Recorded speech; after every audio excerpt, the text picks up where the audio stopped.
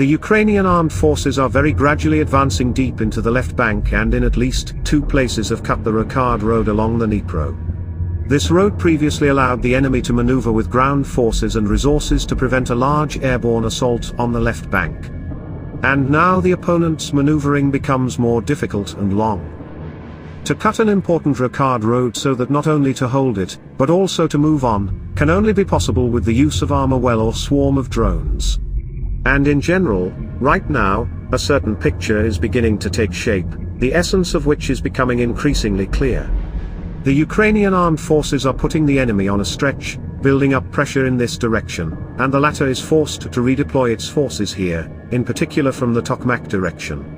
The game of general staffs begins, where the AFU has an advantage, because it can play by strengthening, or weakening the pressure on the Tokmak or Crimean direction. Moreover, both of these directions are the main ones. Because if the enemy's defense begins to crumble on the Tokmak direction, then having crossed the defense lines, the armed forces of Ukraine will swiftly reach the shores of the Sea of Azov and definitively cut through both groups of troops. On the other hand, if the AFU are capable of a deep breakthrough due to a flank strike from Kherson, in this case there will be a dissection even more dangerous, on the Crimean Isthmus. The AFU has 2 equivalent directions of the main strike, and the enemy will choose the one that will be the most successful, and where the Ukrainians will offer the least effective resistance. And therein lies the whole trick of the stretch.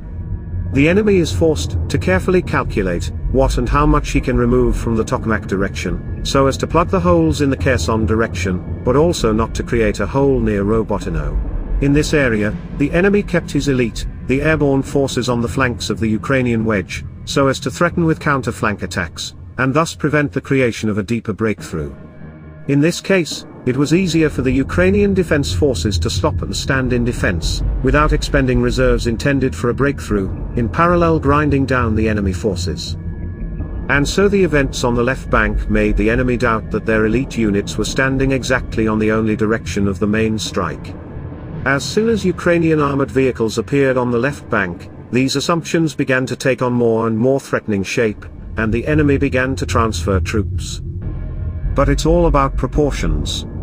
How many, what and when should be transferred to the Dnipro so as not to significantly weaken the defense at Tokmak? There is already a very delicate game going on, and any error of the opponent will immediately materialize in advancing the AFU in both directions. Already now in the Zaporizhia direction, Ukrainian troops are working on preparing the flanks to resume movement in the direction of Tokmak.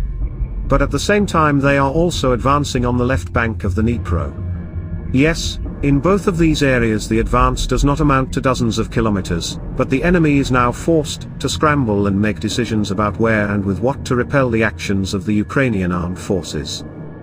The Ukrainian defense forces are now meticulously cleaning up all that may interfere with the work of the armed forces on the bridgeheads. Where the Ukrainian side plans to create troubles we cannot know, but the enemy does not know and therefore, forced to fuss. And as you know, in such a situation, fatal mistakes are made.